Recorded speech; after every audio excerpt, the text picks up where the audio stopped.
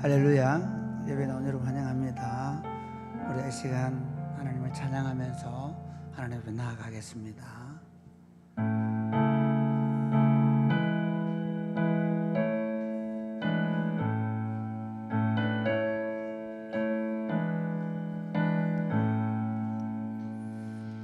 빛나고 높은 보좌와 그 위에 앉으신 주 예수 얼굴 영광에 해같이 빛나네. 해같이 지극히 높은 위엄과 한없는 자비를 무천사 소리 합하여 늘 찬송드리네.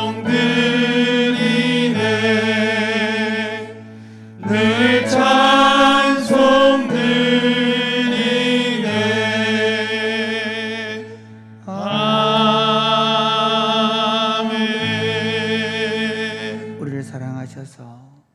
우리를 창조하시고 구속하시고 우리의 보혜사가 되셔서 우리를 인도하시는 성부와 성자와 성령 하나님께 찬양과 경배를 올려드립니다.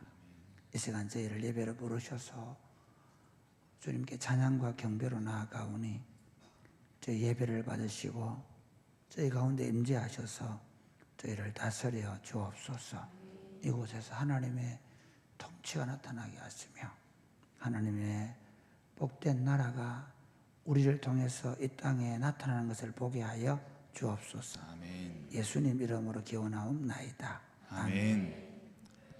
우리 이 시간 함께 자리에서 일어나서 우리의 구원의 소망 되시는 주님을 찬양하며 나아가겠습니다.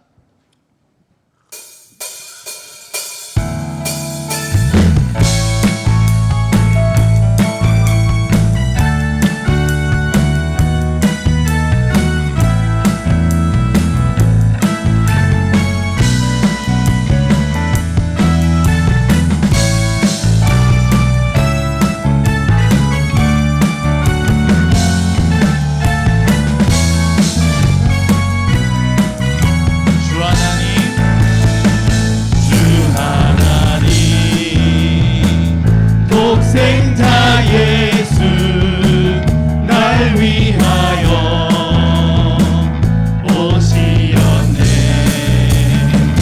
내 모든 죄 다 사하시고 죽음에서 부활하신 나의 구세주 살아계신 주 나의 참된 소망 걱정 근심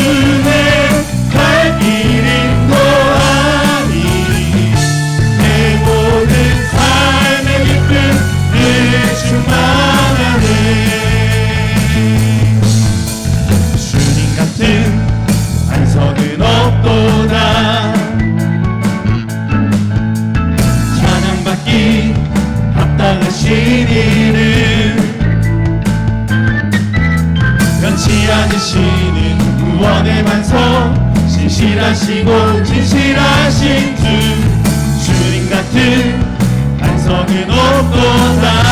한 번 더 주님 같은 반석은 없도다. 아멘. 찬양받기 합당하신 이름 변치 않으시는 구원의 반석 신실하시고 진실하신 주 주님 같은 반석은 없도다. 만세 반석 만세 반석 예수 내 반석 만세 반석 예수 내 반석 만세 반석 예수 내 반석 주님 같은 반석은 없도다. 처음부터 주님 같은 반석은 없도다. 찬양받기 합당하신 이름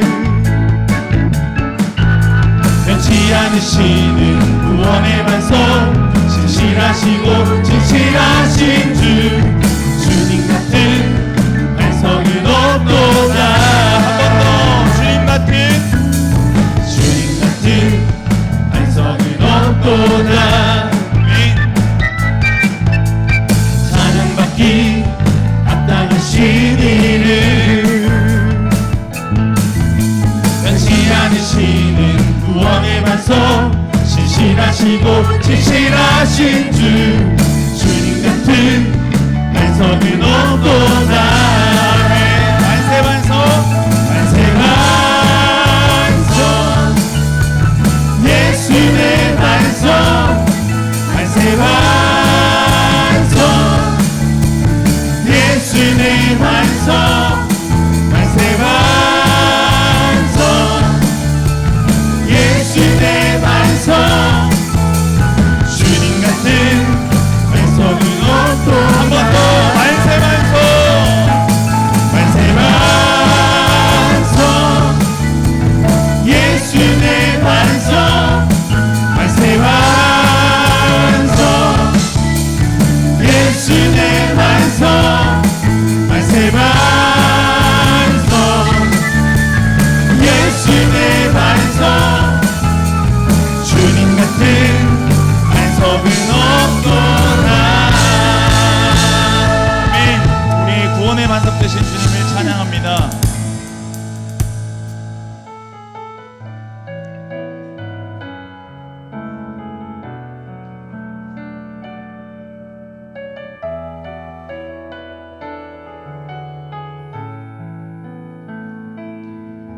나의 안에 거하라 나는 내 하나님이니 모든 환난 가운데 너를 지키는 자라.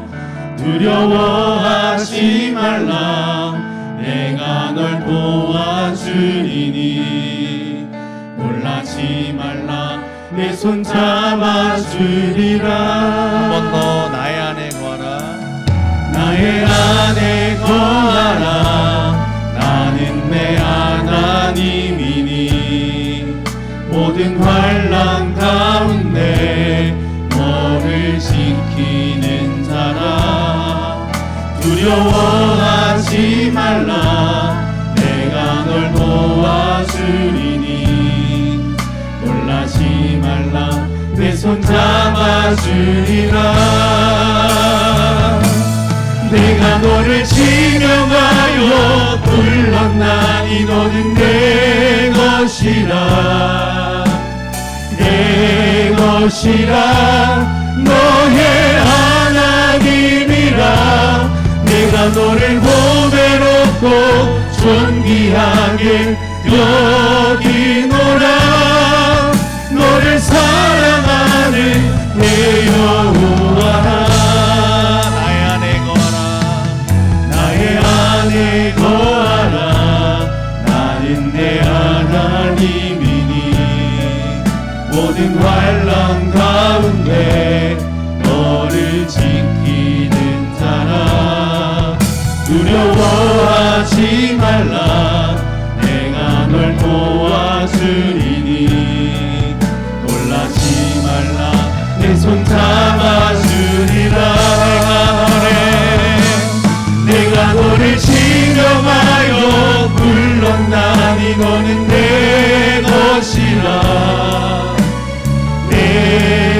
것이라 너의 하나님이라 내가 너를 보배 놓고 존귀하게 여기노라 너를 사랑하는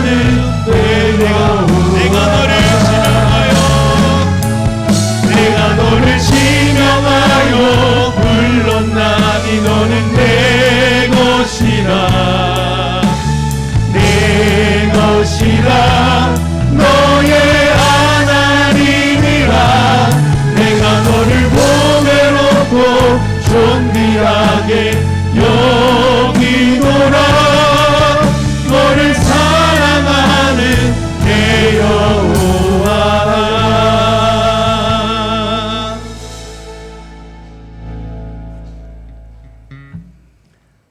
할렐루야. 만물이 그로 말미암고 그를 위하여 창조되었고 그의 십자가의 피로 화평을 이루사 땅에 있는 것들이나 하늘에 있는 것들이 그로 말미암아 자기와 화목하게 되기를 기뻐하심이라.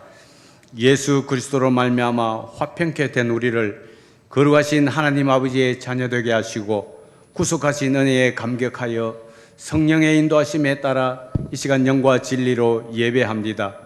이곳에 오셔서 모든 영광 받으시고 하늘의 신령한 복으로 충만케 하옵소서. 말씀과 기도로 아버지의 거룩하심을 따라 성령으로 충만한 삶을 살아야 할 저들이지만 세상이 주는 모든 유혹과 나를 만족해 하는 모든 것들에 우리의 몸과 마음이 실족했음을 고백합니다. 말씀이 주는 은혜와 믿음을 따라 살지 못했던 죄와 허물을 용서하여 주시옵소서. 우리를 향한 주님의 음성에 귀를 기울이지 않고 세상 염려와 그 모든 것들에 우리의 귀가 열려 있었음을 용서하여 주시옵소서. 우리를 향한 하나님 아버지의 뜻을 따라 항상 기뻐하라, 쉬지 말고 기도하라, 범사에 감사하라 하신 말씀대로 순종하며 살아가게 하옵소서. 목사님 말씀 증거합니다. 영육간 강건케 하옵소서. 선포되어지는 말씀에 성령으로 역사하여 주셔서 우리의 모든 육신의 몸과 마음이 예수 그리스도로 충만하게 하옵소서. 그리하여 나와 세상은 강고덥고 구속한 주님만 바라보아지게 하옵소서. 우리의 모든 사역들마다 예수 그리스도의 사랑으로 사역되게 하시고 모두가 같은 생각과 같은 마음으로 주의 몸된 교회를 섬기며 세워가게 하옵소서. 나보다 남을 존중하고 겸손의 모양을 따라 섬기며 사랑하게 하옵소서. 우리 안에 예수 그리스도만 나타나게 하옵소서. 지역과 민족과 열방을 품은 사랑이 꼽히는 교회는 우리의 건강한 공동체를 통하여 이웃을 향하여 흘러보내는 복의 통로가 되어지게 하옵소서. 이곳에서부터 흘러넘치는 생명의 생수가 가란 우리의 심령을 적시고 우리의 몸과 마음이 주님의 은혜 안에 늘 머물게 하옵소서. 그리하여 우리의 몸과 마음이 날마다 예수로 먹고 마시며 천국을 누리고 천국을 세워가는 은혜의 복된 공동체가 되어지게 하옵소서. 마음의 무거운 짐들과 육신의 병약한 성도들 예배 가운데 치유와 회복의 역사가 나타나게 하옵소서. 여러 곳에서 예배를 섬기는 손길들과 할렐루야 찬양대의 찬양을 통하여 영광을 받으시고 은혜의 찬양되게 하옵소서. 거룩하신 예수님의 이름으로 기도드립니다. 아멘.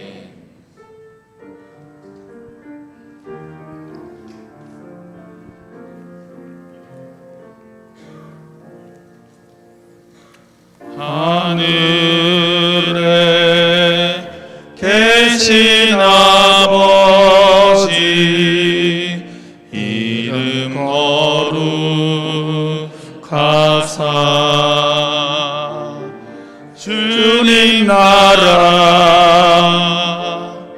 임하시고 뜻이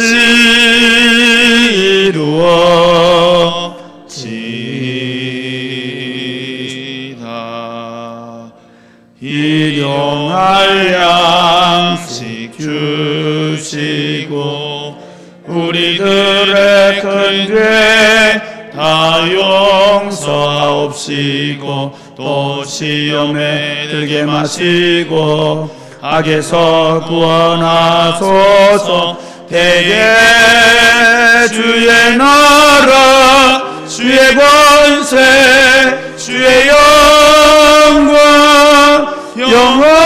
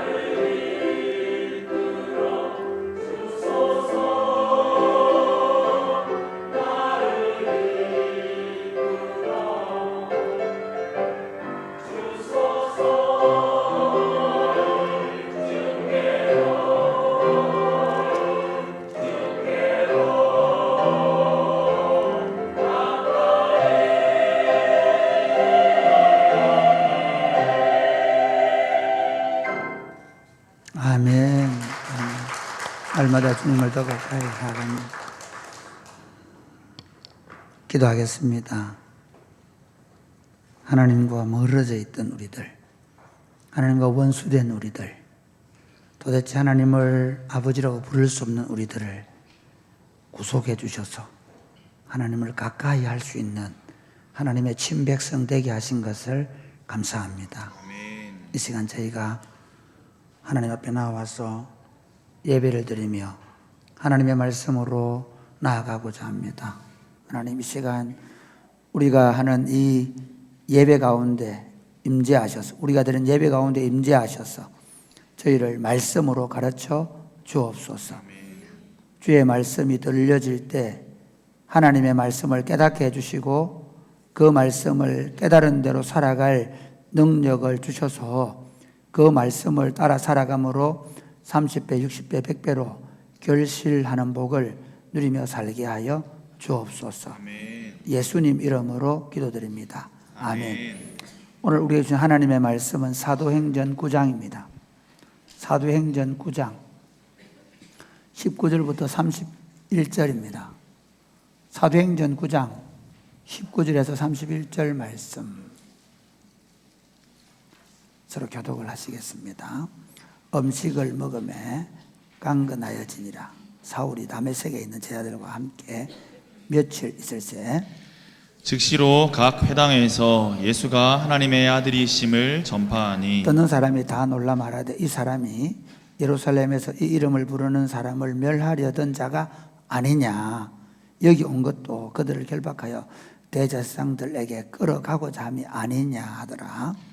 사울은 힘을 더 얻어 예수를 그리스도라 증언하여 다메섹에 사는 유대인들을 당혹하게 하니라. 여러 날의 지남에 유대인들이 사울 죽이기를 공모하더니 그 계교가 사울에게 알려지니라. 그들이 그를 죽이려고 밤낮으로 성문까지 지키거늘 그의 제자들이 밤에 사울을 광주리에 담아 성벽에서 달아내리니라.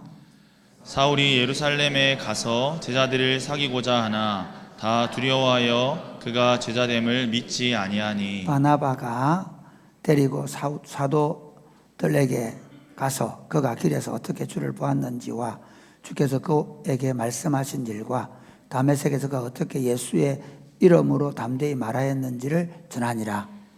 사울이 제자들과 함께 있어 예루살렘에 출입하며 또 주 예수의 이름으로 담대히 말하고 헬라파 유대인들과 함께 말하며 변론하니 그 사람들이 죽이려고 힘쓰거늘 형제들이 알고 가이사랴로 데리고 내려가서 다소로 보내니라. 같이 읽겠습니다.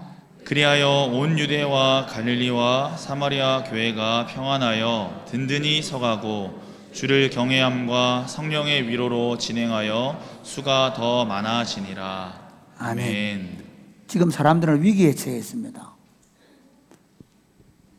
굉장히 문명이 발달하고 사람들이 생활하기가 생활 수준이 높아지고 다 잘 사는데 무슨 위기냐 이렇게 말할 수 있는데요.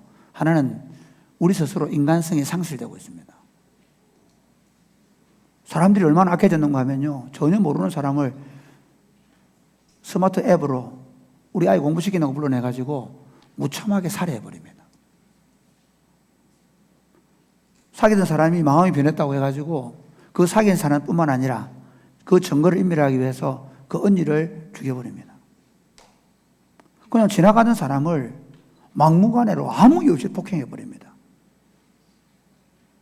요즘 젊은이들은, 청소년들은 정말 이제는 예의라든지 도덕의 의미를 상실해버렸습니다. 그렇게 제가 젊은이들을 폄하할 이유는 없지만 우리가 예전에 생각하던, 예를 들어서 제가 한 번씩 이제 저희 집 밖 아파트에 쭉 걸어 놓으면 그 10대 아이들이 그냥 자연스럽게 어른들 앞에서 남자 여자를 불문하고 그냥 담배를 피우고 있습니다. 전혀. 어떤 문제에 대해서 지적하면 그것에 대해서 수긍 안 합니다.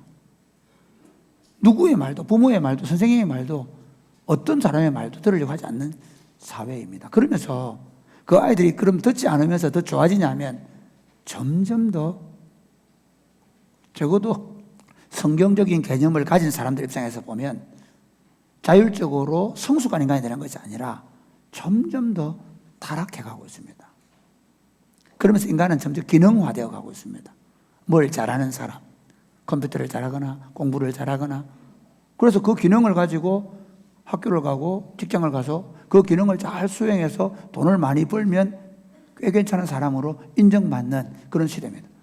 여러분 혹시 여러분 자녀들 가운데 삼성이나 현대나 또는 뭐 LG나 이런 기업에 다니는데 그 아이의 인성을 묻습니까? 우리의 LG 다닌다는 겁니다. 우리 아이 연봉이 1억이라는 것입니다. 그걸로 모든 게 끝나버리는 세상입니다. 그런데 그 사람들의 삶의 자리로 들어가 보면 참 놀라운 건요, 이제는 사람들이 부부의 신의를 잃어버린 지 오래입니다. 이제는 사람들이 부모가 자식을 가르치고 자녀가 부모님으로부터 예의나 범죄를 배울 수 있는 그런 교육들이 시행되는 것이 어려워졌습니다. 학교는 가능합니까? 우리가 1970년대 학교 다닐 때는요, 적어도 우리가 초등학교 학교에 입학을 하면 엄마들이 저를 끌고 갑니다. 그래서 소를 끌고 가서 하얀 손수건을 달아주면서 선생님에게 이렇게 말합니다. 선생님, 이놈을 패스라도 사람 좀 만들어 주십시오. 그랬습니다. 여러분, 참 재밌는 건요, 우리가 초등학교 다닐 때 얘 공부 좀 잘 시켜줘, 이런 거 안 했습니다. 패스라도 사람 만들어 달라고 했습니다. 우리 어르신들 기억나시죠? 아이를 패스라도 선생님이 사람을 만들어 생각했습니다. 근데 혹시 여러분 학교에 보내면서 우리 애를 사람 만든다고 그러고 보내는 부모님 계십니까, 지금? 죄송합니다. 학교 선생님들한테 이런 말씀을 우리 선생님들이 많은데. 오히려 거꾸로입니다.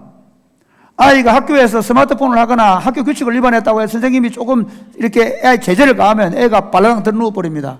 부모님 불러버립니다. 난리가 납니다. 점점 사람들은 설 자리를 잃어갑니다. 사람으로 살 자리를 잃어갑니다. 거기다가 최근에 AI 실험한 거 보셨죠? AI에게 물어봤습니다. 앞으로 어떻게 될 거냐? AI가 지배하는 세상이 된다. 왜냐하면 이 아이들은 이 아이들은 아니죠. AI는 얼마나 학습을 잘하는가 하면요, 도대체 우리가 가지는 어떤 정보의 수천억 배의 정보 능력을 가지고 우리보다 모든 것들을 빨리 학습해 버립니다. 인간의 기억력, 사실은 우리는 호모사피엔스 생각하는 인간이 그런데 이거는 이제는 생각을 뛰어넘어서 모든 정보와 사고를 다 합니다. 말하면 대답 다 합니다. 어떤 얘기를 다 낼 수 있습니다. 이제는 저보다 훨씬 더 설교를 다 하는 AI가 나올 겁니다. 저는 음성도 그렇죠. 생각하는 것도, 제가 설교하고 할 때는 틀린 얘기도 많이 할 수 있습니다. 왜냐하면 제가 사후를 갖다가 다른 사람 말도 하고 배드로 하고 하잖아요. 근데 AI는 그렇게 하지 않습니다. 얼마나 간결하고 정확한 설교문을 만들어서 정확하게 사람들이 이해하게 설교할지 모릅니다. 이런 시대 속에서 사람의 존재 의미가 뭐가 있습니까? 저는 변화된 사람이라고 생각합니다. 변화된 사람. 자신의 탐욕을 끊고 자신의 이기적인 욕망이 아니라 타인을 위해서 자기의 시간과 물질과 삶을 내어놓을 수 있는 그런 사람으로의 변화. 고귀한 생명을 희생해서 누군가를 지켜주고 누군가를 위해서 피를 흘려줄 수 있는 사람. 자기가 믿는 진리에 대하여 그 진리를 수호하고 그 진리를 세우기 위해서 자기의 삶을 쏟을 수 있는 변화된 사람. 그런 사람을 어디서 만들 수 있을까요? 학교가? 가정이? 이제는 불가능해졌습니다. 교회 공동체. 아니, 이건 하나님께서 고안하신 가장 탁월한 방식입니다. 예수 그리스도의 진리를 붙잡고 있는 교회만이 사람을 바꿀 수 있습니다. 그것은 역사가 증명하는 것입니다. 교회 운동은 변화된 사람들의 운동이고, 그리고 세상을 변혁시키고 변화시키는 운동이라야 합니다. 오늘날 교회가 왜 이렇게 힘이 없냐? 왜 이렇게 교회가 젊은 애들도 외면을 당하고 사람들로부터 손가락질을 당하고 있느냐? 간단합니다. 예수님은 너희는 세상의 빛이다. 그러니까 세상을 어두움으로 규정하거든요. 어두운 세상을 변혁시키는 빛들이 되어서 환히 비추어 가야 되는데 교회마저 어두워져 있습니다. 세상이 다 들어와 있습니다. 너희는 세상의 소금이다. 세상의 썩어짐을 막아내는, 세상의 썩어짐을 방지하는, 어느 구석에 들어가도 교회 공동체가, 예수 믿는 사람들이 그걸 막아내야 되는데 오히려 앞장서서 더 성공을 원하고 더 번영을 원하고 더 크게 되는 것을 기도하고 원하는 그런 교회로서는 세상을 변혁시킬 힘을 잃어버렸습니다. 지금 필요한 것은 세상을 변화시키는 변화된 사람입니다. 지금 이 시대에 필요한 교회는 변화된 사람들을 만들어낼 수 있는 교회 운동입니다. 아멘입니까? 아멘. 우리가 하는 운동은 사람을 변화시키는 운동입니다. 우리가 가지고 있는 복음은 일요일마다 주일 되면 예배당에 나오게 하는 사람 아니고, 하나님의 창조의 질서로 회복되어질 수 있는 변화된 사람, 자기 욕망을 따라 살지 아니하고 하나님의 선하시고 기뻐하시고 온전하신 뜻을 따라 마음이 변화되어서, 생각이 변화되어서 하나님의 선하시고 기뻐하시고 온전하신 뜻을 따라 사는 사람, 그런 사람이 되고 그런 사람을 만들어내는, 그런 제자들을 길러내는 공동체입니다. 우리는 더 이상 기도를 열심히 해가지고 우리 아이를 좋은 학교에 보내서 더 많은 부를 이루거나 더 높은 사람을 만드는데 우리 목표가 있는 것이 아닙니다. 우리는 죄인인 한 사람을 건져내어서 의로운 사람으로 만들어내는 것입니다. 자기 욕망을 따라 정욕과 탐심을 따라 사는 인생들이 이제는 더 이상 자기의 정욕과 탐심을 따라 살지 않는 삶을 사는 운동을 우리는 하고 있는 것입니다. 오늘 본문은 적어도 예수님 이후에 가장 강력한 변혁을 이룬 한 인물을 소개하고 있습니다. 가장 강력한 변화를 이룬 인물을 소개하고 있습니다. 사도 바울입니다. 사도 바울은 예수를 믿기 전에 그는 예수 믿는 사람을 다 잡아 죽이는 상황이었습니다. 교회를 박멸해야 되는 상황이었습니다. 그래서 교회를 예루살렘에 있는 모든 교회들을 박멸하고 그리고 다메섹으로 그 예수 믿는 사람들이 숨어 들어가 있는 회당에 들어가서 그 색출해내어서 검거하기 위해서 가던 다메섹으로 가던 길에서 부활하신 예수님께 사로잡히게 됩니다. 그리고 그는 변화를 일으킵니다. 가던 회당에 들어가서 예수 믿는 사람을 잡으러 가던 사람이 이제는 회당에 서서 예수님을 정언하게 됩니다. 그가 만났던 부활하신 예수님을 정언하게 됩니다. 그 일로 오히려 유대인들을 당혹하게 만들고 심지어 너무 다급해져서 그를 없애겠다고 결정하고 밤낮으로 성문을 지키면서 사울을 잡으려고 할 때 그가 도망치게 됩니다.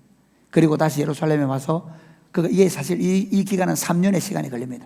원래 아라비아로 가고 그리고 다메섹으로 다시 가서 3년 만에 예루살렘을 방문했는데 누가는 이 기록을 지우고 딱 바로 연결시키는. 어쨌든 예루살렘에서 교회 공동체 안에서 제자들과 사귀기를 원하고 그리고 예루살렘에서 그렇게 박멸하던 그 복음을 전하고 있는 사울의 모습을 오늘 본문을 통해서 보여주고 있습니다. 제가 먼저 말씀드린 대로 이 사울은 우리가 잘 알고 있는 헬라식 이름은 바울입니다. 저는 이 변화된 사울을 통해서 변화된 사람이라는 제목으로 말씀을 전하려고 합니다. 첫 번째, 어떻게 사람이 변화를 받습니까? 제가 사실 이 교회 운동하면서 막 가서 한 번만 와주세요 그렇게 잘 안 합니다. 저는 좀 솔직히 말하면 교회 좀 안 나오고 좀 놔둡니다. 애들 갖다가 막 예배당 앉혀놓으면 사람 될 줄 아는데 안 됩니다. 여러분 안 됩니다.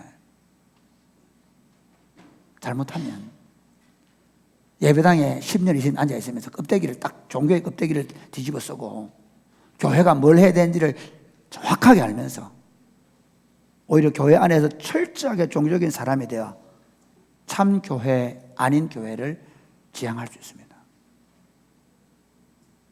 오카나 목사님 그런 얘기 하더라고요. 목사님들이 좀 타락해 봤으면 좋겠다. 무슨 말이냐면 목사들이 타락을 경험하고 변화를 경험하고 목회를 했으면 좋겠다. 목사들로 장로아들로 자라서 그냥 교회 생활 열심히 해가지고 주일 되면 예배당 오고 찬송하고 성가대하고 그러다가 어느 날 목사가 돼가지고 신학 공부해서 그래서 목사가 돼가 설교하는 게 아니라 변화가 뭔지를 경험하고 설교했으면 좋겠다.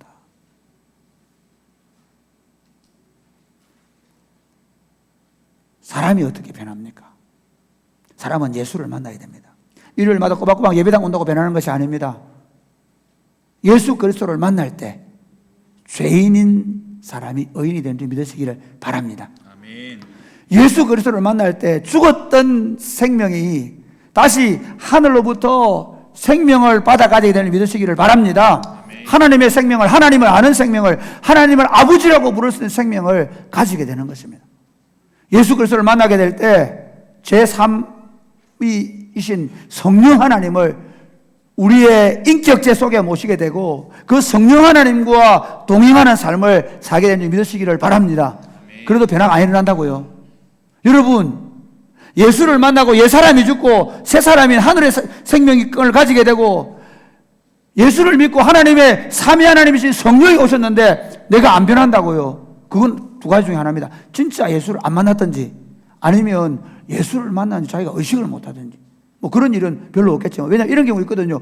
목사 아들로 장로 아들로 태어나가지고 교회 다니다 보니까 어느 날 이게 늘 하던 게 습관이 되다 보니까 원래 변화되기 전부터 변화된 삶을 흉내내다 보니까 변화되어도 내가 별로 변화된 걸 표가 안 날 수는 있지만 그러나 다릅니다. 흉내내는 거하고 변화된 건 다릅니다. 사랑하는 여러분, 예수 그리스도가 내 안에 들어오게 되면 우리는 완전히 변하게 되는 줄 믿으시기를 바랍니다. 아멘. 사도 바울은 본인 자신이 예수를 만나고 나서 그가 변화된 것을 가지고 이렇게 고백합니다. 고린도서 5장 17절에 보면 그런즉 누구든지 그리스도 안에 있으면 새로운 피조물이라 이전 것은 지났으니 보라 새 것이 되었도다. 아멘. 아멘. 여러분, 예수님 만나게 되면 보라 이 말은 그냥 우리가 보라 이런데 이게 조금 다르면 이건 뭐냐면 굉장히 보라 같이 보라 새 것이 되었도다. 여러분 자신이 예수를 만남으로 새 사람이 되었습니까? 예수 만나면 그렇게 되는 것입니다.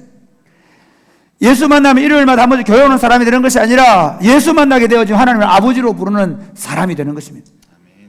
예수 만나게 되어지면 이제 그의 생각과 의식이 자신의 정욕과 탐심을 따라 사는 사람이 아니라 하나님의 선하시고 기뻐하시고 온전하신 뜻이 무엇인지를 끊임없이 생각하는 사람이 되는 것입니다.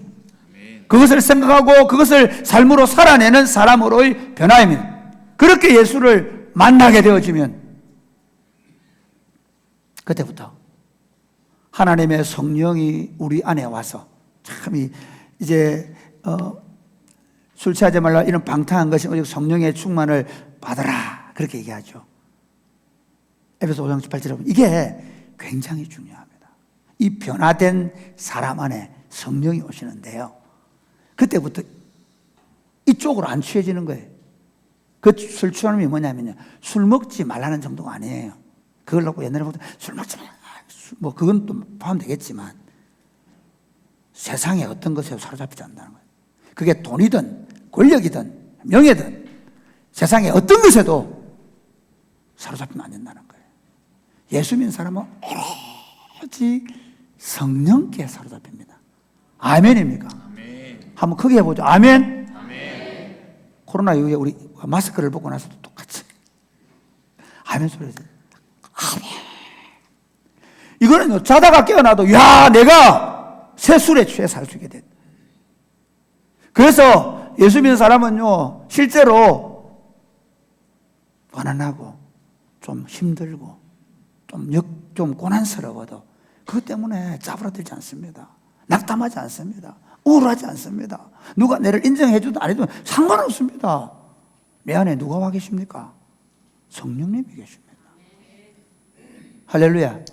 성령이 계시네 할렐루야 함께 하시네 좁은 길을 걸으며 밤낮 기뻐하는 것 주의 영이 함께 함이라. 할렐루야.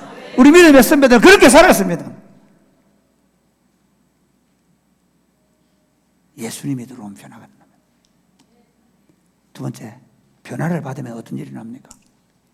변화를 받으면 오늘 사실 이게 이제 나타나는 변화를 받으면 언제 사울이 그렇게 기세등등해가 예수 믿는 사람 죽이려고 하는데 부활하신 예수님을 딱 만나고 나니까 그리고 아나니아에게 세례를 받고 성령을 받고 나니까 사람이 완전히 바뀌어. 이게 변화거든요.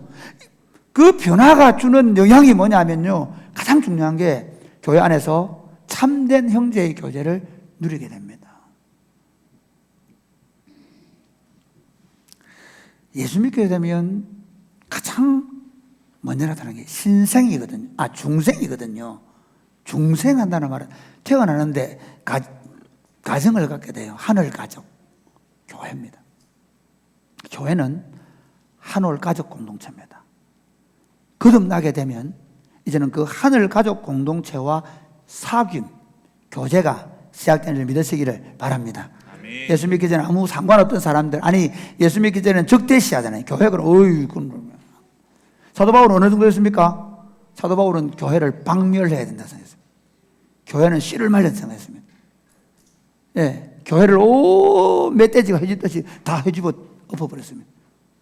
그런데 이제 사울이 예수를 만나고 나니까 가장 먼저 일어나는 게 19절 말씀 한번 보실까요?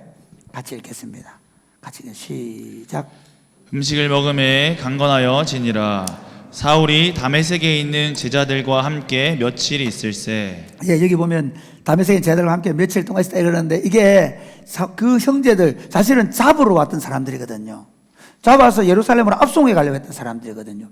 가장 싫어하던 사람들이거든요. 그런데 유대인들이 함께 있다는 이게 식사하고 교제하는 이게 그냥 함께 있는 게 그 식탁의 교제를 누리는 거거든요. 이 유대인들의 사고는 뭐냐면요. 절대로 이방인으로 밥을 안 먹습니다. 세리나 창기는 밥상에서 밥을 안 먹어요. 동족, 가족, 친구, 친척. 그러니까 밥상에서 같이 먹는다는 것은 특별한 의미를 갖습니다. 그냥 아이고 뭐 지나가는 사람 밥 한 그릇 주고 그런 거 없습니다. 그들이 함께 교제한다는 것은 이제 가족이 되었다는 것입니다. 원수였던 사람들이 가족이 된 것입니다. 똑같습니다. 이제 그가 예루살렘에 가서 한번 볼까요? 예루살렘 우리 26절 말씀 보겠습니다. 같이 시작. 사울이 예루살렘에 가서 제자들을 사귀고자 했습니다. 그 다음에 28절 말씀 보겠습니다. 시작. 사울이 제자들과 함께 있어 예루살렘에 출입하며. 지금 이게 다메섹에서 예수님을 만난 지 부활한 지 3년 뒤의 문제이지만 간절히 사울이 원하는 게 뭐냐면요. 그가 핍박하던 예루살렘에 가서 사죄를 하고 예루살렘 교회 공동체와 사귐을 갖는 것이었습니다. 그렇습니다. 우리가 예수님을 만나게 되어지면 변화를 받게 되면 교회 공동체 안에서 사랑의 관계를 누리고 싶어 하는 겁니다. 여러분 우리 교회 공동체가 이 가족 공동체, 소그룹 공동체를 이루어가는데요. 이거는 이런 겁니다. 일요일마다 한 번씩 주일날 되면 예배 한번 드리고 집에 돌아가는 이런 공동체로 안 가겠다는 의지입니다. 가족이 되어서 함께 점심 식사를 하고 그리고 함께 소그룹을 하고 저희들은 이 소그룹을 가정의 가장 기본 단위로 삼습니다. 우리 교회는 무슨 여전도회, 남전도회 이런 거 별로 없습니다. 우리 교회 요즘 족구팀들이 굉장히 막강한 힘을 발휘하는데 그러나 족구팀이 목장보다 세서는 안 됩니다. 토요 축구도 마찬가지입니다. 우리는 철저하게 목장 공동체가 한 가족 단위로서의 사역을 감당합니다. 오늘 저희 집사람 목장은 일부 예배를 마치고 청도로 가족 여행을 떠났습니다. 담임 목사 산모가 일부 예배 마치고 청도로 담임 목장 식구들 데리고 가는 이런 교회는 별로 드물 겁니다. 참 이게 되는 일이 안 되는지 저도 잘 분간이 안 갈 때가 있습니다. 저는 좋게 생각합니다. 우리 교회 청년들이 보면 일부 예배 마치고 같이 함께 교제하고 너무너무 좋게 생각합니다. 한 주간 너무 바쁘고 힘들지만 적어도 주일날 하루 와서는 함께 교제하고 사귀고 삶을 나누고 아픔을 나누고 함께 기도하는 그런 공동체의 모습을 가지게 되기를 바랍니다. 그 안에서 서로 나누고 다툴 수 없습니다. 제가 초창기에 교회 와보니까 막 뭡니까 이렇게 막 남전도회 하면서 서로 막 지리산 가자고 한라산 가자고 막 서로 막 의견이 생기고 그러네요. 에베소서 2장을 한번 보십시오. 에베소서 2장 13절 말씀 한번 같이 읽어볼까요? 시작.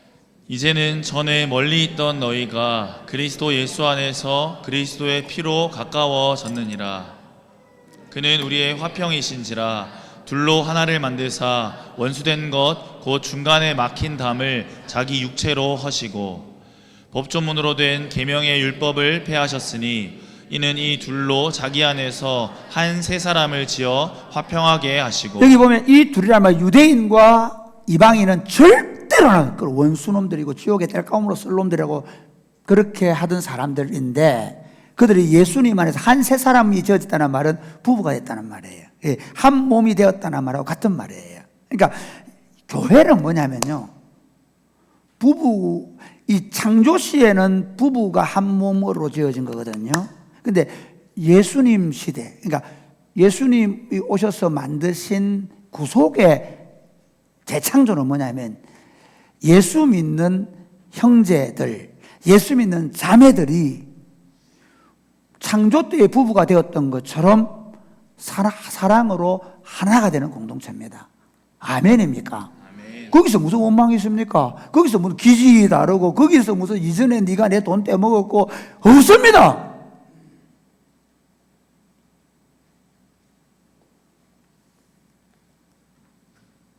16절에 보면 십자가로 이 둘을 한 몸으로 십자가로 굉장히 이 부분은 조금 우리가 이렇게 십자가 자체가 하나님과의 화목뿐만 아니라 십자가에 죽으신 그리스도가 그 피를 놓고 우리를 하나 되게 하시는 믿으시기를 주님의 이름 축복합니다.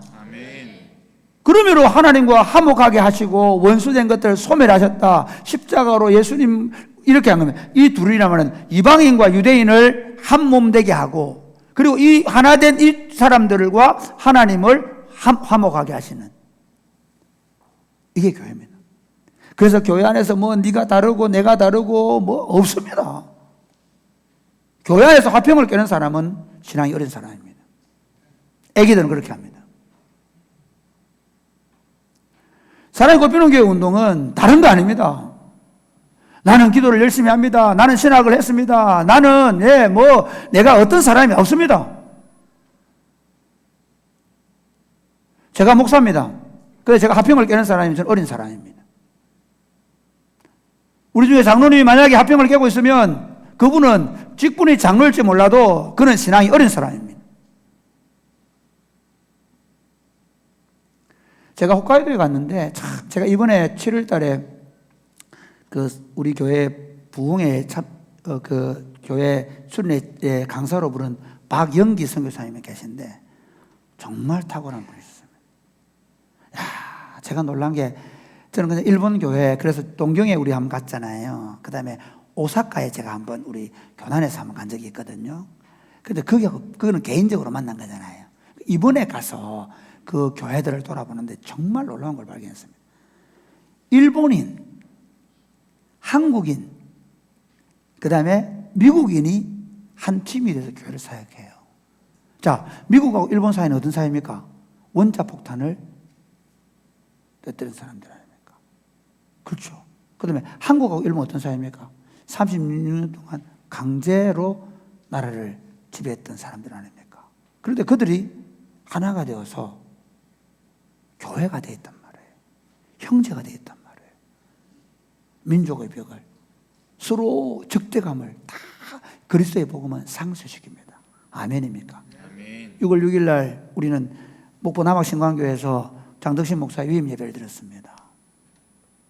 영광교회, 사랑이 꽃피는 교회, 남학신광교회.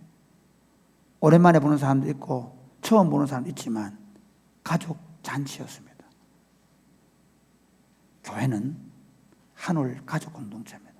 변화되었다는 말은 이제 내가 하나님 나라의 새 가족이 되는 것입니다. 아멘입니까? 아멘. 거기서 어린 애기들은 앵앵 울겠죠. 예. 어린 사람들은 신의 어린 사람들은 뭐 이 다 할 수 있습니다. 누가 참아내야 합니까? 어른이 참습니다. 우리도 실수할 수 있고 장로들 넘어질 수 있지만 사과하고 다시 화목해야 되는 건 어른입니다.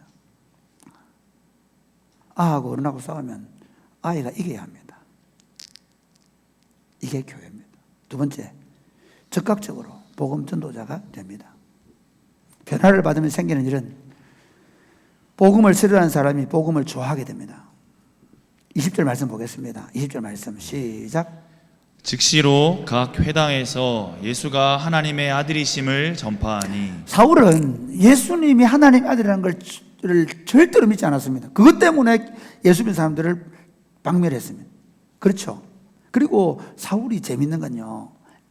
원래 이게 보면 각 회당에서 예수님의 복음을 전파했다 그랬죠. 근데 사울이 간 목적이 뭔지 한번 보세요. 9장 1절 이제 같이 시작.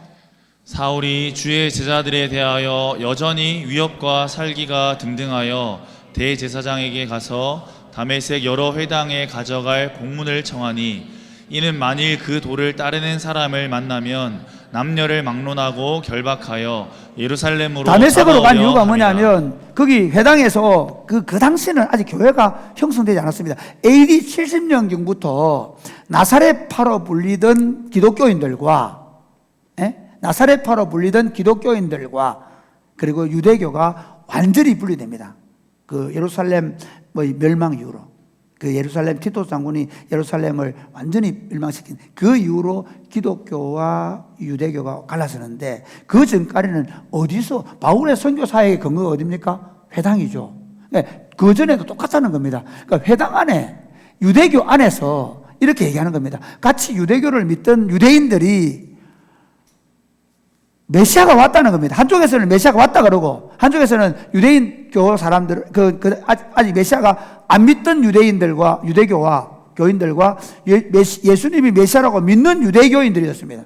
그러다 보니까 이 사울이 하는 일이 뭐냐면, 그 다메섹에 있는 그 회당에 들어가서, 아마 이 회당이 그 당시에 예루살렘에 있는 산헤드린 공회가 모든 회당을 관장했을 가능성이 많습니다. 그러니까 이 유대인들이니까 이 종교적인 재판을 위해서 잡아서 산헤드린 공회를 끌고 오려고 하는 거예요. 잡으러 갔던 사람이 돌아서 가지고 지금 복음을 말하기 시작하는 겁니다.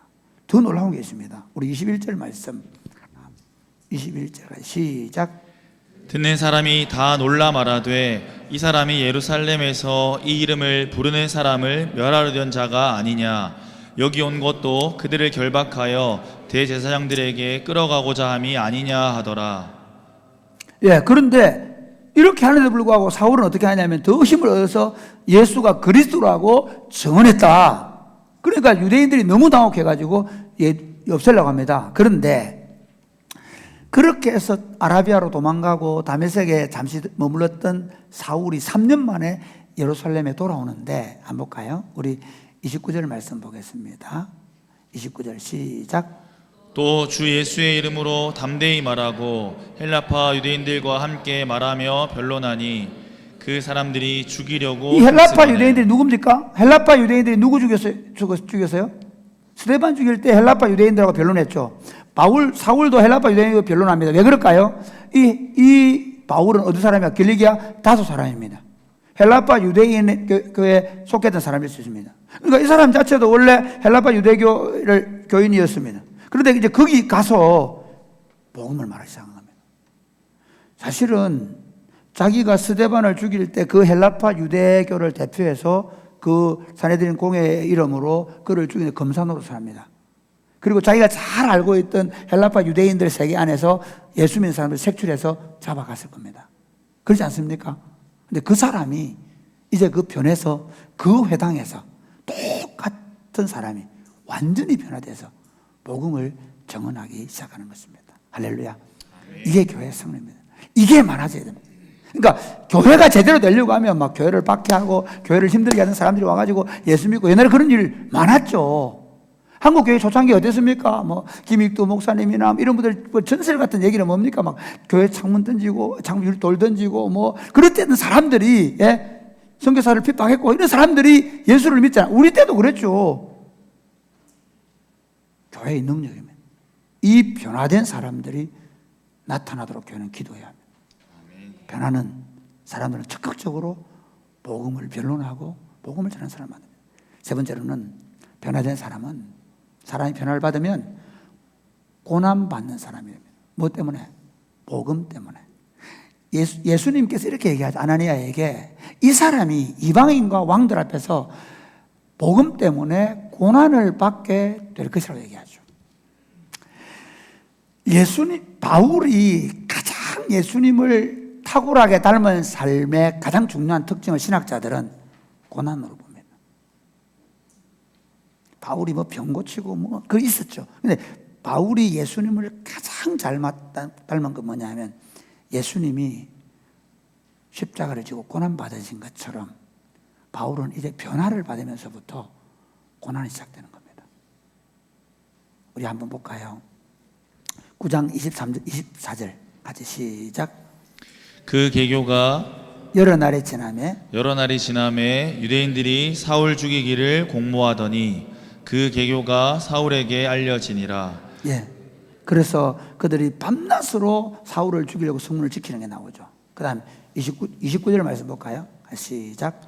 또 주 예수의 이름으로 담대히 말하고 헬라파 유대인들과 함께 말하며 변론하니 그 사람들이 죽이려고 힘쓰거늘. 예수 믿는다는 것은 고난을 각오하셔야 됩니다.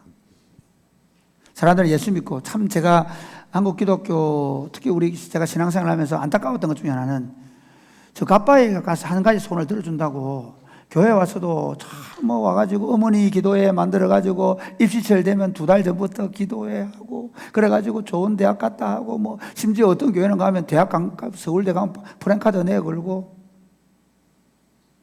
그런 안 좋은 일을 하셨어요. 우리의 자랑은 예수 때문에 손해보는 겁니다. 우리의 자랑은 잘 나가던 사람이 예수님 만나고 나서 그거 내려놓고 복음을 위해서 한 겁니다. 예수를 만나게 되어지면 고생 안 해도 될 고생을 하는 경우가 너무 많습니다. 저희 어머니 아버지는 예수님을 만났는데요. 그 당시 저희 집이 빚더미에 있었습니다. 이자를 못 갚았습니다. 근데 너무 어려워가지고 예수라도 믿자고 하고 예수를 믿었습니다. 근데 예수를 믿은 지 6개월 만에 무슨 일이 벌어졌는가 하면 저희 집의 주 수입원이 뭐였냐면 그 한 200가구 되는 아랫동네 윗동네 사람들 한 200~300가구 되는 그 구판장을 했습니다. 그 큰 구판장이었습니다. 거기서 가장 좋은 수입은 뭔지 아십니까? 그 당시에 삼양라면 90원에 들어오고 100원에 팔았습니다. 농심라면 80원에 들어와서 100원에 팔았습니다. 몰랐죠? 영라면 70원에 들어오고 100원에 팔았습니다. 그래서 우리는 영라면을 맨 앞에 나오는데 다 사람들은 영라면 다 놔두고 삼양라면 가져가요. 돈 안 남았습니다. 뭐가 제일 많은지 아십니까? 막걸리. 거기다가 두부 삶아가지고 김치 탁 내놓으면 제일 돈이 됐습니다. 주류 사업. 구판장에다가 탁 옆에다가 탁자 만들어 놓으면 뭐 다 오시 손님들 저녁날에 다 오시지 않습니까? 그게 돈이 됐습니다. 짭짤했습니다. 제가 해봤기 때문에 압니다. 고신대학 다녔는데 했습니다. 엄마가 바라고 못 잡니까? 했습니다. 1학년 때까지 했으니까. 담배를 팔았습니다. 아버지가 딱 6개월 열심히 했더니 예수 믿으면 이러면 안 돼. 그래서 그때 저는 속으로 미쳤다 생각했습니다. 왜냐하면 아버지가 직장도 없고 어디가 일할 데도 없는데 구판장을 그만둔다. 빚은 이자가 매달 나가야 되는데 그 당시 우리가 보통 은행 융자금이 아니잖아요. 대부분 사람들 이부고리 나왔거든. 이부고리. 미쳤다 생각했어요. 예수 믿으면 그렇게 해야 된대요. 내보다 늦게 믿은 아버지가. 예수 믿으면 불편해져야 됩니다. 예수 믿으면 좀 가난하게 살기로 결심해야 합니다. 그런데 죄송하지만 그렇게 되지 않습니다. 고난을 겸하여 봤지만 하나님의 영적 질서는 반드시 우리를 생명과 기쁨과 평안으로 인도할 줄 믿으시기를 주님의 이름으로 축복합니다. 바울 한번 볼까요? 바울이 만약에 쭉 핍박하는 대로 갔더라면, 그래서 막 다메섹에서 사람 잡아오고 죽이고 그랬다면 이 사울에 대한 역사는 뭐라고 할까요? 적어도 기독교 역사는 뭐라고 얘기할까요? 세상에 가장 악한 놈, 핍박자였을 겁니다. 그리고 뭐 유대교 역사에서는 뭐 어떻게 평가하는지는 모르겠습니다. 그러나 적어도 기독교 역사, 하나님 나라 역사를 우리가 보지 않습니까? 하나님 나라 역사에서 예수 그리스도 다음으로 가장 위대한 사도로 바울을 봅니다. 그가 그리스도 때문에 당했던 그 고난은 주님께서 그의 삶을 영화롭게 하셨던 것입니다. 마지막 세 번째, 우리는 변화된 사람을 어떻게 대해야 합니까? 변화된 사람을 어떻게 대해야 됩니까? 변화된 사람을 받아들이고 먼저 다가가야 합니다. 아멘입니까? 아멘. 우리 한번 볼까요? 26절부터 보겠습니다. 같이 시작. 사울이 예루살렘에 가서 제자들을 사귀고자 하나 다 두려워하여 그가 제자됨을 믿지 아니하니 바나바가 데리고 사도들에게 가서 그가 길에서 어떻게 주를 보았는지와 주께서 그에게 말씀하신 일과 다메섹에서 그가 어떻게 예수의 이름으로 담대히 말하였는지를 전하니라. 여러분 참 이게 바울이요. 갈라디아서 1장 17절에 보면 바울이 그 예루살렘으로 간 건 한 3년 만에 갔다고 얘기하는데요. 그것도 게바를 보려고 하는데 야고보 외에는 보지 말아서 게바와 야고보를 본 걸로 이렇게 나오는데요. 이게 참 재밌는 게 3년 동안 뭐 했을까? 아라비아 우리 사람에서 우리는 신학교 3년을 그 사도 바울의 3년으로 봅니다. 그렇게 우리가 해석을 많이 해요. 거기서 하나님을 만나고 거기서 구약에 자기가 알던 그 신학을 메시아 신학으로 바꿔놓고, 그리고 아마 그는 예루살렘에서 저질렀던 죄에 대해서 자기는 박해자였고 포행자였다고 얘기하지 않습니까? 회개하고 했을 겁니다. 그러면서 그의 간절한 마음이 뭐겠습니까? 아마 예루살렘 교회에 가서 사과하고 싶었을 것입니다. 용서하고 싶었을 것입니다. 그래서 예루살렘으로 오는데 아무도 안 만나줍니다. 그가 변화됐다는 사실을 알까요, 몰랄까요? 소식을 들었을까? 들었어요. 들었음에도 불구하고 도대체 그가 그렇게 변했을 것을 아무도 믿지 않은 거예요. 그런데 누가 믿어줍니까? 바나바가 믿어줍니다. 지금 바나바 얘기를 좀 하려고요. 사도 바울이 그렇게 위대한 사도가 됐던 이유가 뭘까요? 하나님이 하신 일이지만 바나바 때문입니다. 사도 바울을 믿어주고 받아주고, 그리고 그를 예루살렘 교회에 소개해주고, 그리고 그가 나중에 또 쫓겨서 고향으로 보내요. 왜 고향으로 보내는지 아십니까? 나중에 보면 가이사랴를 거쳐서 다소로 가다 돼 있잖아요. 사울이 있을 데가 없어요. 왜? 죽이려고 하니까. 그나마 고향에서는 그를 지켜줄 거예요. 그래서 고향에 있는 거예요. 오랜 기간. 근데 그 길리기아 다소에서 오랜 시간을 볼 수밖에 없었던 것은 도대체 사울이 나타날 수가 없는 거예요. 유대인들이 그를 죽이려고 하니까. 그래서 십수년이 지나서 이제 안디옥에서 그를 받아들이는 거예요. 근데 그걸 받아들일 때 누가? 바나바가 그를 데리고 옵니다. 그리고 그가 선교사에게 쓰임을 받죠. 여러분이 만나는 사람들, 여러분이 처음 교회에서 만나는 사람들, 교회에 들어오신 분들, 그분들에 대해서 여러분 어떤 태도를 가지십니까? 그분들에게 먼저 다가갈 수 있게 되기를 바랍니다. 아멘. 그분이 어떤 변화를 가져올지 아무도 모릅니다. 저는 처음 교회 나갈 때 14살짜리 꼬마 아이였습니다. 그때 그 누나들이, 그 형들이 잘해준 것 때문에 지금 그 형님 중에 한 분이 문창하 형님이라고 계신데, 그 형님이 이번에 선교사로 나가지고 우리 서민석 선교사님하고 친구분이거든요. 후원서를 가져오셨어요. 엄청난 부담감을 느낍니다.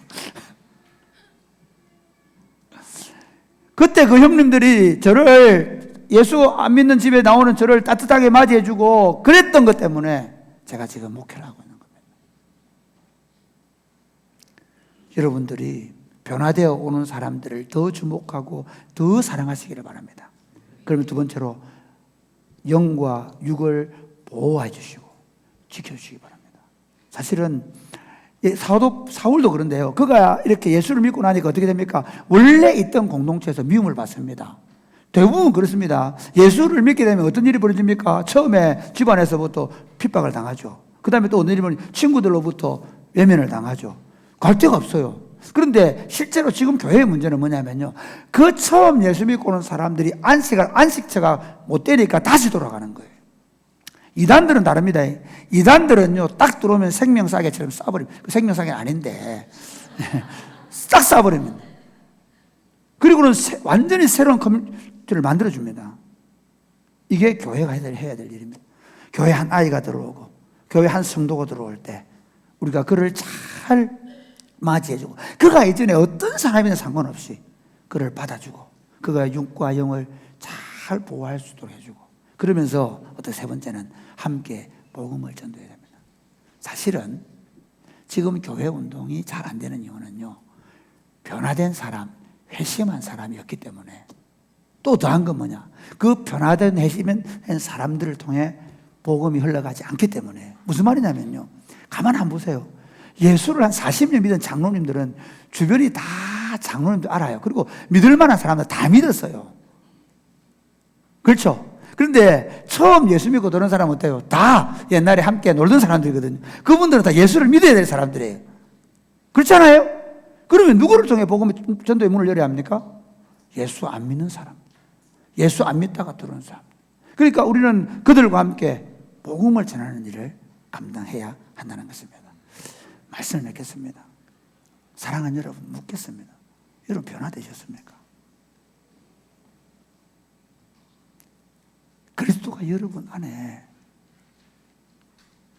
주인으로 계십니까? 여러분은 예수를 만남으로 말미암아 이전에 그 시기 질투자라고 자기 정욕과 탐심을 따라 살던 삶에서 돌아섰습니까? 여러분은 옛사람에 대하여 죽음이 선포되셨습니까? 아니, 저도 일어납니다, 옛사람이. 저도 화가 날 때가 있습니다.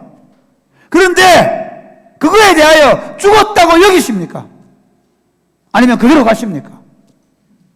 여러분의 타오르는 정욕과 탐심을 우상숭배로 여기고 끊임없이 의의 갑옷을 입고 계십니까? 여러분 변화되셨습니까? 여러분이 교회를 아무리 열심히 다녀도 여러분 안에 그리스도를 만난 흔적, 그리스도를 만남으로 변화가 안 되셨다면 여러분 그리스도인이 아닐 가능성이 많습니다. 예수 그리스도 여러분의 인생의 주인이 되시도록 그분을 여러분의 인격에 모셔드리시기를 주님의 이름 축복합니다. 아멘. 그분이, 그 두 번째는 그분이 이제 여러분의 삶을 끊임없이 변화시키게 하십시오. 여러분, 예수님이 내 안에 들어오셔서 내 안에 일어난 첫 변화는 그게 전부가 아닙니다. 우리 예수 믿으면 막 미칠 것 같죠? 막 예수 믿으면 너무 좋아가 미칠 것 같잖아요. 예수 안 믿는 사람 예수 믿고 나면 우와, 막 새로운 세상, 신천지가 열립니다. 개벽이 납니다. 그런데 거기서 끝나지 않습니다. 개벽은 박두입니다. 이제 그때부터 시작입니다. 예수 믿는 사람은 끊임없이 변화됩니다. 끊임없이 변화됩니다. 끊임없이 변화됩니다. 어디까지요? 예수 그리스도 형상을 던져볼 때까지. 아멘입니까? 여러분 예수 믿으면서 그냥 교회 다니고 그냥 우리끼리 친교하면서 우리끼리 재미있게 지내다가 그러다가 나중에 죽으면 천국 간다. 아니요. 예수 그리스도의 형상을 본받기까지. 날마다 성령 하나님께서 우리를 말씀으로 새롭게 하시고 그래서 불순종하는 사람이 순종하는 사람으로 변화된 사람으로 끊임없이 하나님의 창조의 질서를 회복하는 사람으로 그래서 하나님께서 작정하신 자들을 부르신 자들을 영원롭게 하시느냐. 할렐루야. 그래서 로마서가 이렇게 얘기합니다. 그런즉 그리스도 안에 있는 자들에게 모든 것이 합력해서 그 선이 뭐냐면 그리스도를 닮은 변화된 사람으로 온전한 하나님의 사람으로 변화되어 가는 것입니다. 아멘. 그 삶을 꿈꾸시기를 바랍니다. 그러면서 여러분은 변화된 그리스도인들을 어떻게 대하고 계십니까? 그들을 사랑하고 숨기고 보호하고 양육하고 그들과 함께 이 복음 운동을 더 힘있게 펼쳐가는 아름다운 공동체가 되시기를 주 예수님의 이름으로 축복합니다. 아멘. 찬양하겠습니다.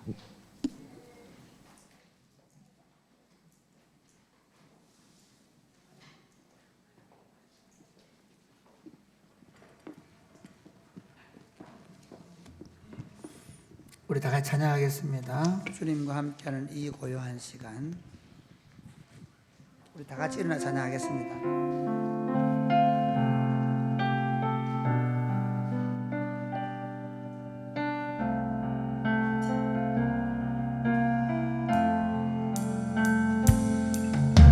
주님과 함께하는 이 고요한 시간 주님의 보좌 앞에 내 마음을 쏟네 모든 것 아시는 주님께 감출 것 없네 내 맘과 정성 다해 주 바라나이다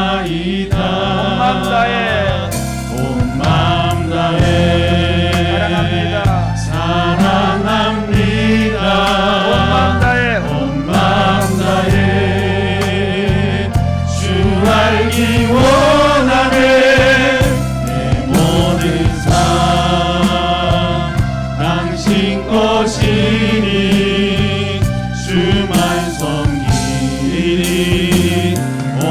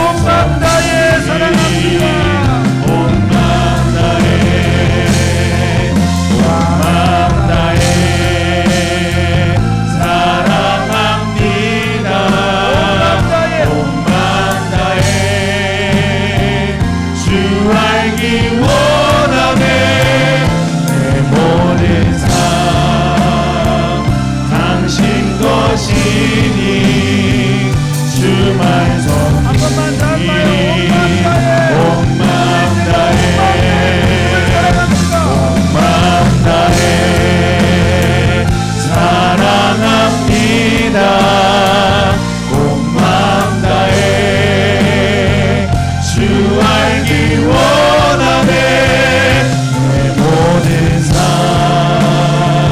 당신 것이니 주만 섬기니 온 마음 다해. 지금 이 성경의 주인공 사도 바울은 이렇게 얘기합니다. 그러므로 내 사랑하는 형제들아, 내가 하나님의 자비하심으로 너희를 권하노니 너희 몸은 하나님 기뻐하시는 거룩한 산 제물로 드리라.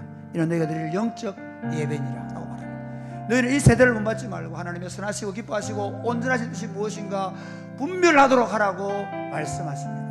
사랑하는 여러분, 예수 믿는 건 다른 겁니다. 예수 믿는 건 다른 겁니다. 예수 믿는 건 정말 다른 사람이 되는 것입니다. 천지가 개벽하는 것처럼 내 인생이 개벽되는 것입니다. 저는 사실 목회하면서 절망감을 느낍니다. 오늘 이 시대를 어떻게 구원할까? 오늘 이 시대의 젊은이들, 청소년들을 어떻게 변화시킬 수 있을까? 우리 안에는 답이 없습니다. 그러나 교회는 답을 가지고 있습니다. 예수 그리스도입니다. 아멘. 변화된 사람들이 전하는 예수 그리스도의 복음입니다. 아멘. 하나님, 내가 변화되었습니까? 나는 변화되고 있습니까?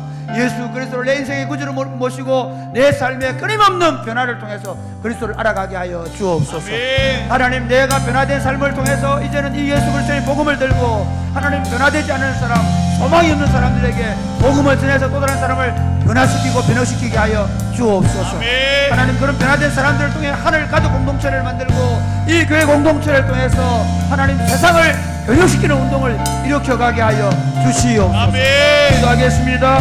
주여, 주여, 주여.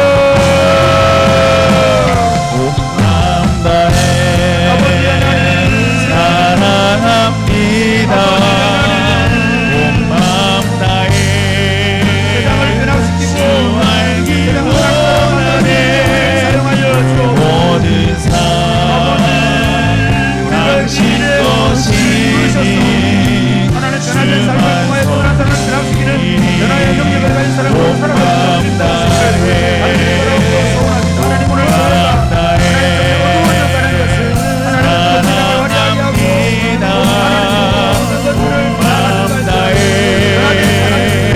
주 알기 원하네. 모든 삶 그런 적 누구든지 그리스도 안에 있으면 새로운 피조물이라. 이런 것은 지나갔으니 보라, 새 것이 되었도다고 말씀하였습니다. 사랑하는 주님, 우리 안에 그리스도 안에 새 사람을 창조하시고 그 새 사람 된 우리를, 원수되었던 우리를 그리스도 안에서 한 새 사람으로 창조하셔서 교회 공동체 안에 불러주신 것을 감사합니다. 아멘. 하나님 아버지, 우리의 변화된 삶을 통해서 이 변화되지 않고 점점 타락해져 가고 점점 악해져 가고 점점 어두워져 가는 세상 속에 세상의 빛과 소금으로 변화된 우리가 이 진리의 빛을 환히 비추어서 우리 삶을 통해서 진리의 빛을 높이 들고 이 진리의 빛을 비춤으로 말미암아 세상을 변혁시키는 변혁의 원동력이 되게 하여 주옵소서. 아멘. 하나님, 사랑이 곱비는 교회뿐만 아니라 이 땅에 있는 모든 교회들이 다시 일어나게 하여 주옵소서. 아멘. 우리의 어두움을 건물이나 환경이나 프로그램이나 시스템으로 가리려고 하지 말게 하시고 우리의 어두운 심령을 술 취하지 말라 이는 이는 방탕한 것이니 오직 성령으로 충만할 받으라 말씀하신 것처럼 세상에 취해 있는 우리의 영혼을 깨워주셔서 다시 성령을 구하게 하여 주옵소서. 아멘. 다시 교회가 성령으로 충만하게 되어지게 하여 주옵소서. 아멘. 성령으로 충만한 영혼들을 깨어나서 세상을 변혁시키는 위대한 교회 운동이 다시 이 땅에 일어나게 하여 주옵소서. 아멘. 역사하실 줄로 믿습니다. 아멘. 예수님 이름으로 기도드립니다. 아멘. 아멘.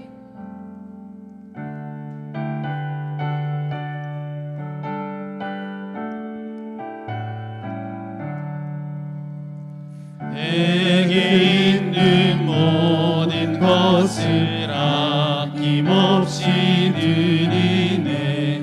사랑하고 의지하며 주만 따라 살리라. 주께 드리네. 주께 드리네. 사랑하는 주 앞에 모두 드리네. 아멘. 아버지 감사합니다. 주께서 저희들에게 모든 것을 주셔서 하나님의 은혜에 감사하는 마음으로 11조와 주일헌금과 감사헌금과 성경헌금과 그리고 교육관 3층 중공과 그리고 카페를 세우는 일을 위하여 헌금하게 하심을 감사합니다. 주님, 이 물질이 쓰여지는 곳에 하나님의 나라가 나타나게 하여 주옵소서. 아멘. 이제 새롭게 시작되는 이 건축하는 일에 주님이 함께 하시고 이제 잘 진행될 수 있도록 주님 역사하여 주옵소서. 아멘. 그리고 물질을 드리는 모든 손길들마다 주님이 함께 해주셔서 저들이 영혼이 잘된 같이 범사가 잘되고 가능한 복을 허락하여 주옵소서. 아멘. 무엇보다 몸과 마음의 질병 가운데 있는 분들에게 주께서 치료의 손길을 펼치셔서 강건케 하여 주옵소서. 아멘. 예수님 이름으로 기도드립니다. 아멘. 주의 복을 받겠습니다. 주 예수 그리스도의 은혜와 하나님 아버지의 크고 무한하신 사랑과 성령님의 교통하심이 사랑하는 주의 백성들과 저들의 자녀들 머리 위에 이제로부터 영원토록 함께 있을지어다. 아멘.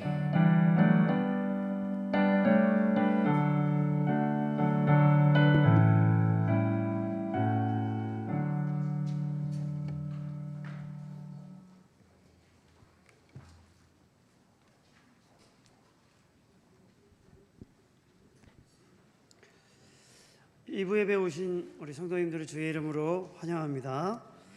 광고의 말씀을 드리겠습니다. 이웃과 함께하는 한마음 체육대회를 지난주에 잘 마쳤습니다.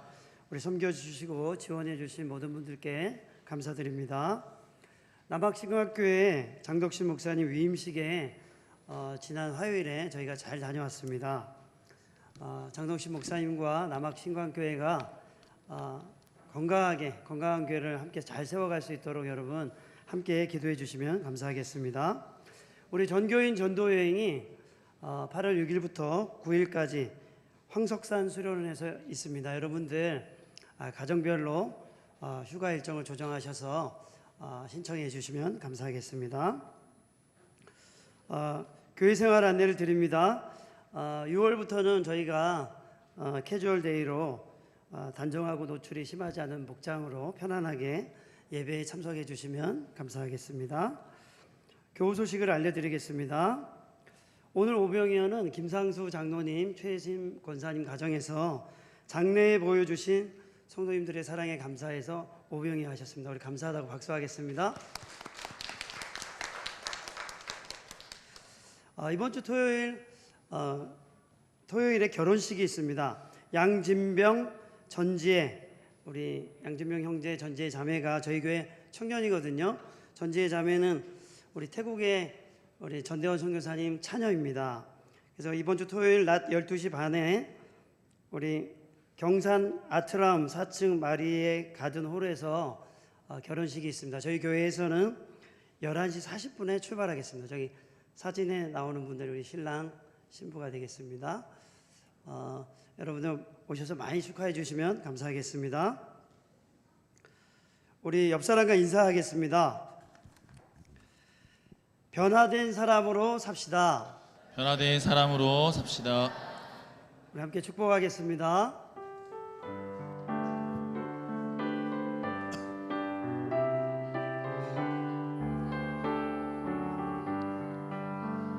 여기에 모인 우리 주의 은총 받은 자여라.